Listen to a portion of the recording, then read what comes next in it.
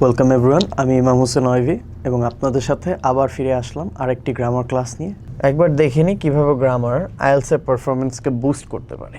প্রতিটা মডিউল ধরে ব্যাখ্যা করা যাক।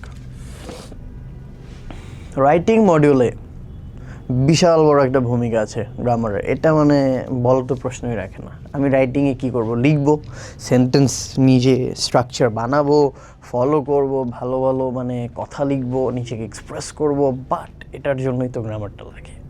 আমি যদি গ্রামারে ভুল করি দেন কি হবে, দেন ব্যান্ড স্কোর কমে যাবে।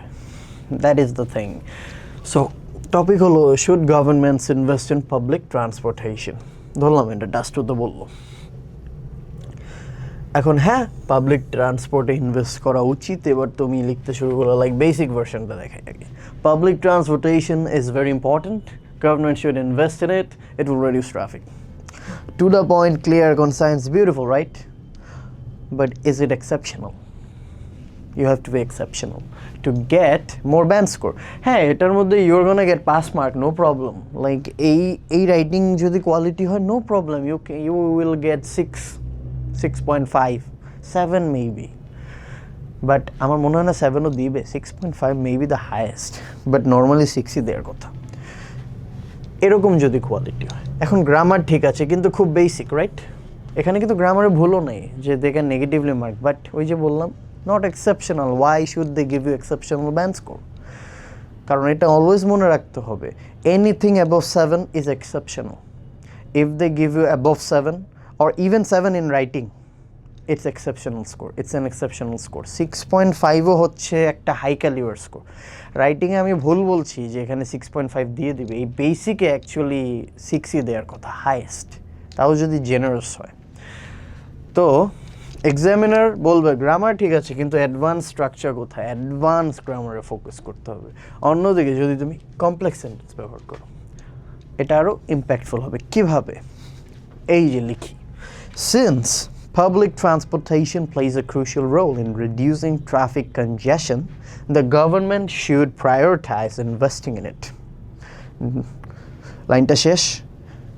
একটা বিশাল বড় লাইনে কিন্তু আমি লিখে ফেললাম একটা কমপ্লেক্স সেন্টেন্স ইউজ করে, রাইট?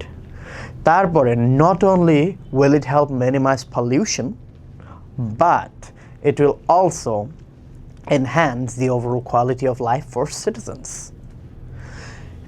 এখানের জাস্ট একটা সিম্পল জিনিসকে আমি কত এনরিচড ওয়েতে ডিসক্রাইব করছি। তো আমাকে এই যে এই লেখাটা যদি পায় 5.5 থেকে 6, এই লেখাটা পাবে 7 to 8। চোখ বুঝি, ইভেন অনেক ক্ষেত্রে 9। যদি পুরো প্যারাটাই এরকম কাছাকাছি হয়, সব ক্ষেত্রে আমি কমপ্লেক্স ইউজ করবো তা না। তখন আবার ব্যান্ড স্কোর এই যে কি বললাম 7 থেকে উঠবে না, ভুল করে উঠবে না। কিন্তু যখনই আমি এভাবে লিখতে শুরু করব আমাকে 8 দিবে, 8.5 দিবে, 9 দিবে, নো প্রবলেম।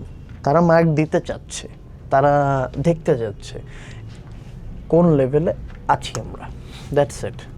এখন একটা প্র্যাকটিক্যাল সিনারিও দেখি। টাস্ক 1-এ ধরা যাক একটা গ্রাফ ডিসক্রাইব করতে বলা হলো। গ্রাফে দেখা যাবে 2010 থেকে 2020 পর্যন্ত ইন্টারনেট ইউজেজ কীভাবে বৃদ্ধি পেয়েছে। তুমি যদি লিখো in 2010 the internet usage increase, সেটা গ্রামাটিক্যাল ভুল। এটা কোনো সেন্টেন্স হলো, এটা কিছু হলো? If you practise you're gonna know যে এটা ভুল, ইমিডিয়েটলি ভুল। তো what we can write here is internet usage increased significantly between 2010 and 2020. এখানে টেন্স ঠিকমতো ব্যবহার করলে গ্রামার স্কোর বাড়বে। রাইটিংয়ে একই ধরনের স্ট্রাকচার বারবার করলে এক্সামিনার ইমপ্রেসড হবে না। সো ওই যে বারবার সিম্পল সেন্টেন্স, কমপ্লেক্স সেন্টেন্স অথবা just compound sentence very unnatural. Always একটা mix, like simple compound complex simple, মানে এই জাস্ট এদিক ওদিক করতে থাকবো, ক্রিস ক্রস, ওকে? কিন্তু দরকার অনুযায়ী। এখন মনে হচ্ছে যে আমি কি বলে, আরে আমার দিতে হবে দেখে দিচ্ছি, এরকম করা বাদ দিতে হবে, বি ন্যাচারাল। এখন সব ধরনের সেন্টেন্স মিক্স করে ব্যবহার করো, এতে তোমার কি হবে, লেখার ফ্লোটা থাকবে। তারপরে কি স্পিকিং। আচ্ছা, স্পিকিংয়ে কিন্তু ফ্লুয়েন্সি যেমন দরকার তেমন দরকার গ্রামারও। কীভাবে? Examiner can ask you this: what do you do in your free time? You can answer like, I go to park every day, I play football with my friends. Grammar technically is correct here, right? But is it advanced? মানে why should they give you কি বলে the marks which are reserved for advanced candidates? They're gonna give you the pass mark, no problem. Yes, you can speak, fine. So pass mark is basically 5.5, right? They can give you that. They don't have to explain. Your recording is enough for them. যে কেউ শুনে এটা just বলবে yeah, it's fine. 5.5 এর উপরে ডিজার্ভও করে না আমার মতে, কিন্তু অনেকে 6 দেয়। তারপর হচ্ছে in my free time, if you answer this way, like in my free time I usually go to the park where I play football with my friends. If I have more time I also enjoy reading books. এখানে আমি দুটো জিনিস explain করলাম একটা জিনিসে, মানে একটা কোয়েশ্চেনের, এবং কত সুন্দরভাবে আমরা জাস্ট ঘুরিয়ে পেঁচিয়ে আনসার না দিয়ে ক্লিয়ার অ্যান্ড কনসাইজ ওয়েতে দিয়েছি, while showing কি বলে advanced lexical reasoning and grammar capability. এটা চোখ বুঝে 8 to 9 ডিজার্ভ করে। এটা নিয়ে তাদের কোনো কোয়েশ্চেন নেই, দিয়ে দিবে, because that's what they are there to do. এখানে রিলেটিভ ক্লজ ব্যবহার করা হচ্ছে, ওয়্যার আই প্লে ফুটবল আর conditional if I have more time. যা সেন্টেন্সটাকে অনেক অ্যাডভান্স বানিয়ে দিল। এক্সামিনার এটা শুনলে মনে করবেন you are very fluent as well as you got grammatical variety, you know advanced grammar very well. Then ওই যে practical scenario, speaking part 2, like একটা কিউ কার্ডে হতে পারে like describe a memorable trip you had. Now you can say like, I went to Cox's Bazar last year, it was fun. Examiner will be disappointed because এত basic sentence structure শুনতে তিনি তোমাকে জিজ্ঞেস করছে, no, he or she did not. You have to say something around this. এই যে immediate exact answer হতে হবে বলেনি, বাট স্ট্রাকচারটা দেখো। Last year I had the opportunity to visit Cox's Bazar, which was an unforgettable experience. If I had more time, I'd have stayed longer to explore more of the beautiful beach. See the difference? একেবারে crystal clear, right? A sentence a past tense, conditional structure, relative clause, which was an unforgettable experience. এই সব কিছু ব্যবহার করা হয়েছে। গ্রামারের যে ভ্যারাইটিটা আছে এর জন্য easily examiner will be satisfied. স্পিকিংয়ে খুব দ্রুত কথা বলার দরকার কিন্তু নেই। ফ্লুয়েন্সি ইম্পর্টেন্ট, কিন্তু অ্যাকুরেসি তার থেকেও বেশি ইম্পর্টেন্ট। প্রোনাউন্সিয়েশন বা অ্যাকসেন্ট নিয়ে টেনশন না নিয়ে গ্রামার ঠিক করার দিকে মন দাও।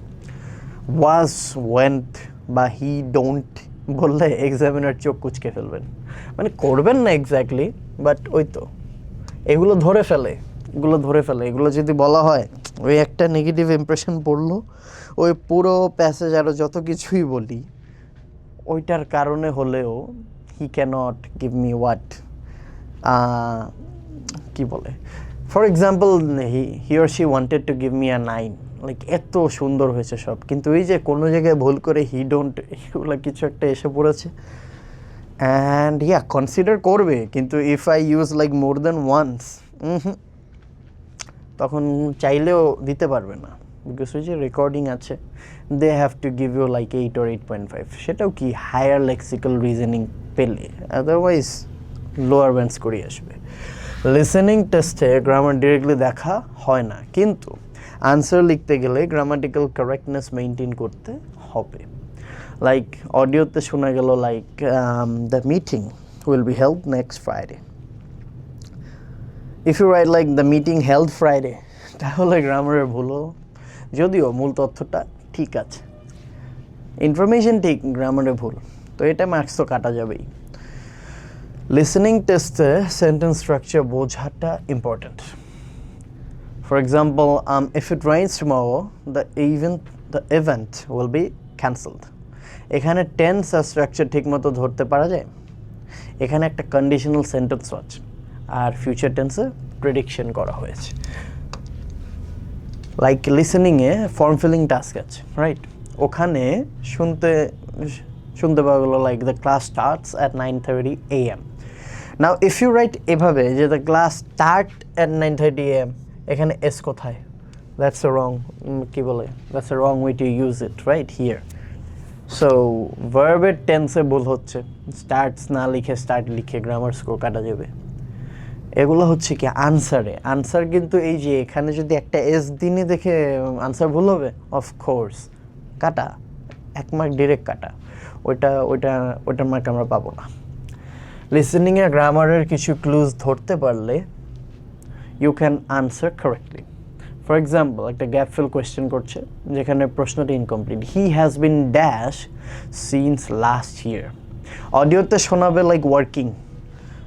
নাও if you use present perfect tense, বুঝে নাও, তখন হ্যাজ বিন ওয়ার্কিং ঠিক মতো লিখতে পারবে, তাই না? Has been working.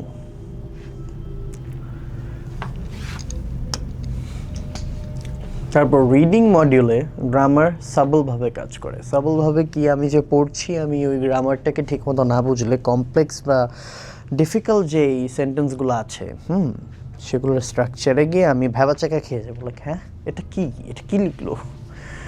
তো কথা হচ্ছে কিছুই না, we have to come down, এখানে প্যানিক করার কিছু নেই. এইগুলোই পয়েন্ট প্যাসেজগুলোর, টু টেস্ট আউট যে এই কঠিন শব্দগুলো, কঠিন গ্রামারের ইউজেসগুলোকে আমরা বুঝতে পারি নাকি, ধরতে পারি নাকি, ওখান থেকে আনসার খুঁজে বের করি নাকি. কমপ্লেক্স সেন্টেন্সের স্ট্রাকচার থাকে, প্রিপোজিশনস, কনজাংশনস, রিলেটিভ প্রোনাউন্স ঠিকমতো ধরতে পারলে আনসার দিতে সুবিধা হবে. লাইক একটা প্যাসেজে এইভাবে লেখা, the man who invented the telephone was born in Scotland. Now, relative pronoun who এর অর্থ না ধরতে পারলে you're gonna be confused and you cannot answer. Like IELTS reading it true, false and not given, এবং sentence completion প্রশ্নগুলোর উত্তর দিতে grammatical understanding জরুরি. Like the company was founded in 1990. প্রশ্ন যদি থাকে, লেখা থাকলে the company is founded in 1990, আর তুমি টেন্সের দিকে খেয়াল না করো তাহলে ভুল উত্তর দিয়ে ফেলবে, কারণ এটা পাস্ট টেন্স এবং প্রেজেন্ট টেন্সের মিসম্যাচ আছে, রাইট? ওয়াজ ফাউন্ডেড ইন 1990, এখানে ইজ ফাউন্ডেড ইন 1990.